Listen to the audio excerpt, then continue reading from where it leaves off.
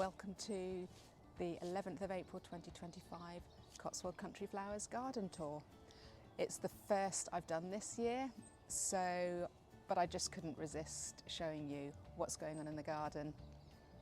Everything is flowering that maybe shouldn't be flowering, but it looks so pretty. We've had 4 or 5 weeks of really dry weather, very little rain, hot days. Today it's supposed to go up to 20. Cold nights, almost down to freezing, if not below freezing, and very, very dry. So the plants have had a lot to put up with. And the narcissi are in full bloom, if maybe just going slightly over, but they smell amazing. I just love these. I'm just going to show you a few things as usual, going around the garden, starting from the top and moving down. First thing is what I've been doing under the apple tree, so it looks a little bit different to last year.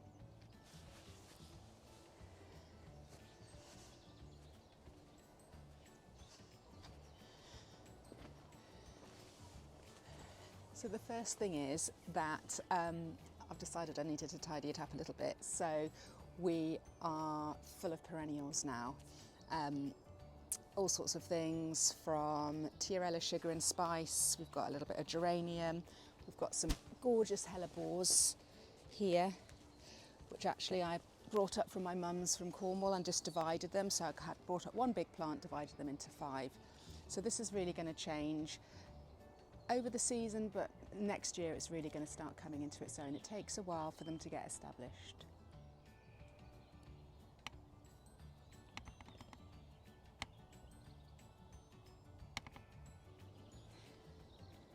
The border along by the hedge looks gorgeous. Normally in the summer it looks a little bit bare, but it's full of Lysergium, wallflower, narcissi, Sweet William coming up, so it's really looking gorgeous.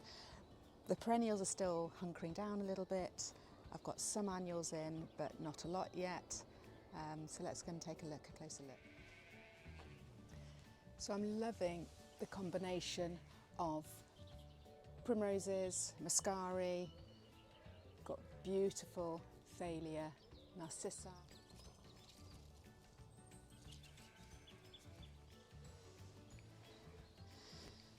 They're dotted around along this bed.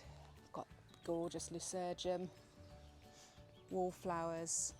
The yellow ones were last year, a bit bright, but I've got some gorgeous ivory ones combined with a kind of dark red one. Looks stunning.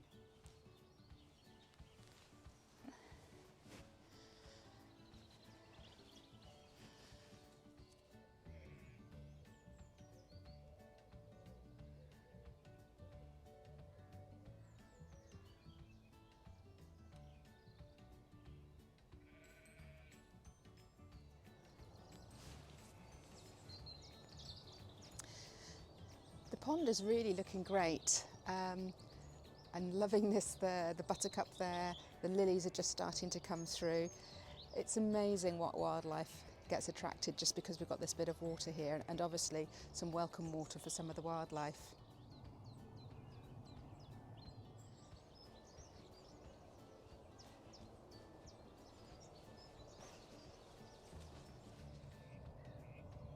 Past their best now, but I hope you can imagine what these lovely narcissi would have looked like just a week or so ago.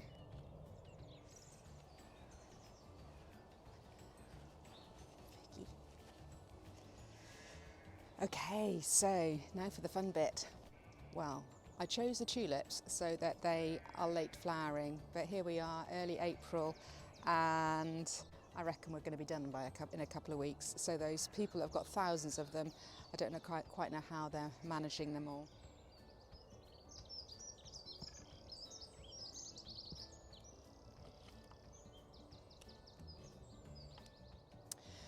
And then the rest of the garden is looking pretty good. So these beds are all full. You might have seen the state of them from the December 2024 garden tour. The Daucus are still in the ground. I've got those covered because of carrot fly.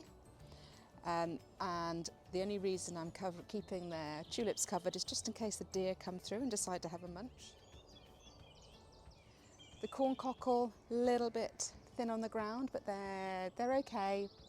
But maybe there's something that should have been kept in the greenhouse before I planted them out in February. So all autumn sown.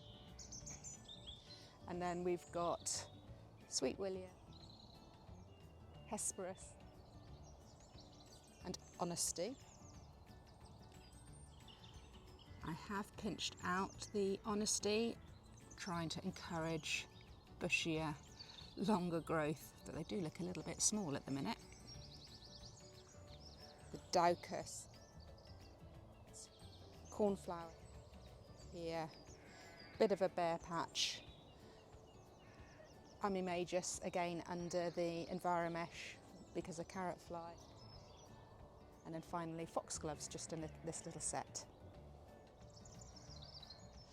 And moving down the garden, one advantage of the hot, dry weather is that we've managed to pretty much get on top of things. So again, everything is planted up, either with autumn sown hardy annuals, ranunculus, and some biennials, Sweet William. On the lower side of the arch, we have the autumn sown sweet peas have been in the ground quite a while now. They're starting to take off now. Autumn sown larkspur.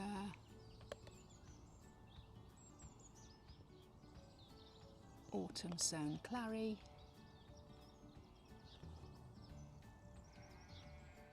Autumn sown scabious. Sweet William. And on the upper side of the arch, the top side, we have foxglove, autumn sown cornflower, more autumn sown cornflower, and ranunculus, just coming into bud. And another thing I'd like to show you, again just for my benefit apart from anything, is I'm gradually trying to change the herbaceous borders over to perennials. So I got some of this planted up last year and I've finished planting up a small section now. So you can see the difference between last year and you can't even see this year's coming up.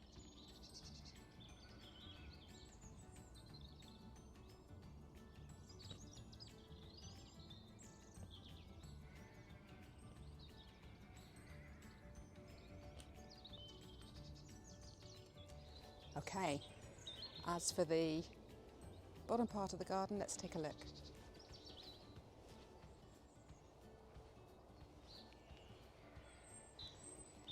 The alliums are really starting to put on some growth now. It's not, I can see a bud over there actually, which is ridiculously early. And then I love my pink campion, so it self-seeds everywhere, but I just like to transplant it into a bed over here. We've got snapdragons in the middle, some autumn sown lavatera, which have sulked a bit since being outside. Autumn sown cornflower, drumstick scabious, some more lavatera because I love them. And then I've planted up calendula, lepidium, which is wrinkled cress and flax, and then a bed of Phacelia too.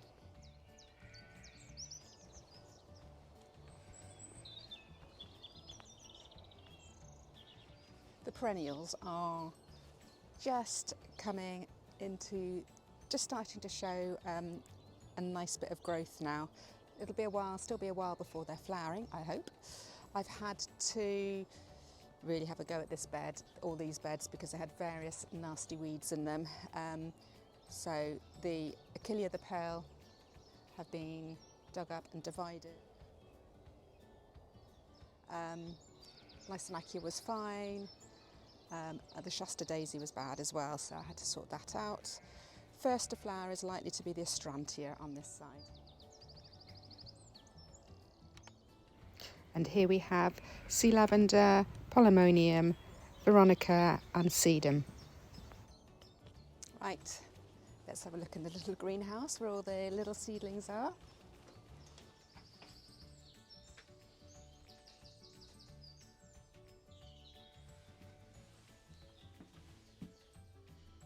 I try to keep generally just the smaller seedlings here, ready for transplanting, but actually most of them have been transplanted. I'm just waiting for the next lot to come through. So here, for example, I've got phlox, cherry, caramel, creme brulee, panicum, frosted explosion. We've got some scabious, some smaller cosmos. I've got bigger ones next door.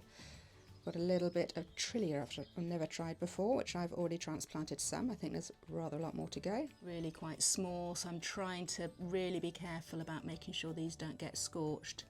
Amaranthus there, more scabious, more seedlings.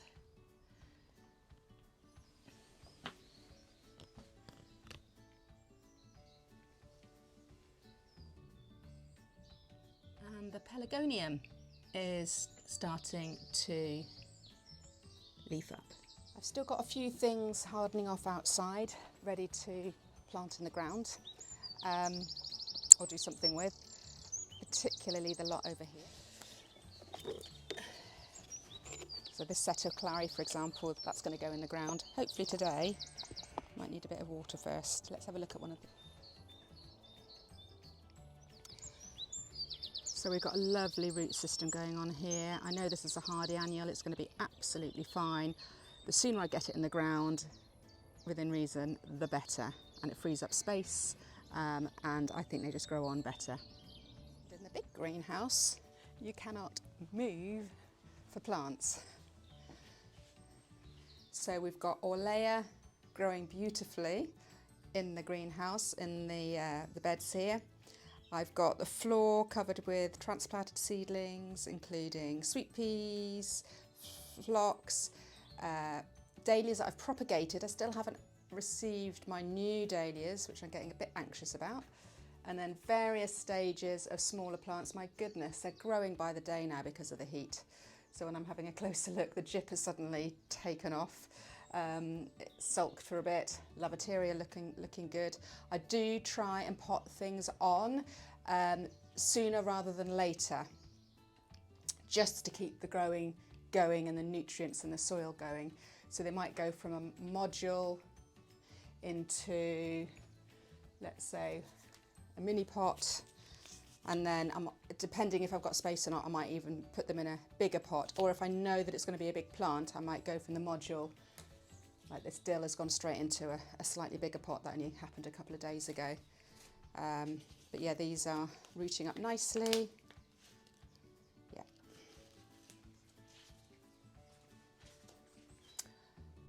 And I've got some lettuces and coriander in here as well. Don't tell anybody.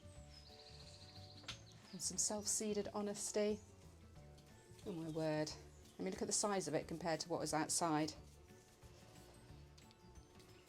So some things of note. I've got some corbea growing on nicely here. That was sown in the 13th of February. These are the snapdragons, my spring sown snapdragons.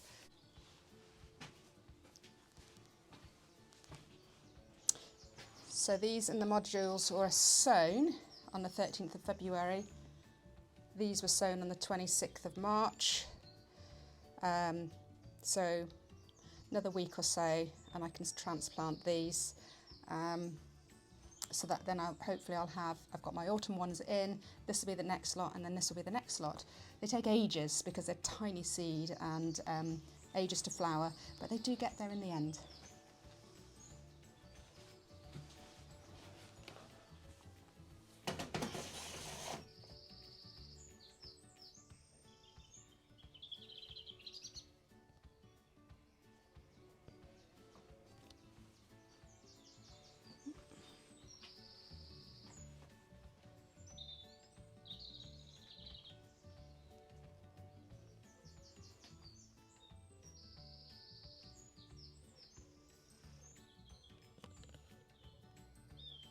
So these dahlias were divided, the tubers were divided around the first weekend in March when I had my Seed to Vase group with me. I'm still awaiting my new dahlias, but these would be perfect for cuttings now. Look how many shoots there are there. So that's, if they hang on, we can do that the next session with the Cedar Vase group. And spring sown sweet peas, from kind of ranging from end of Jan right up to the beginning of March. Okay, let's have a look at the dahlias, or the dahlia patch.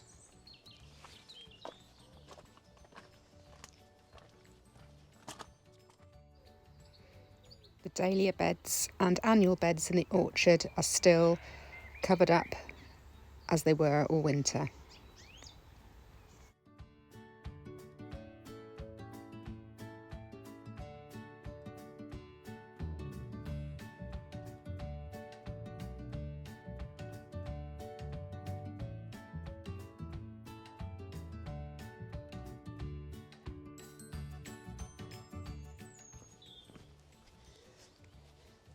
So nothing has been planted down here. The dahlias have been in the ground all winter down, I've got 6 beds just down here.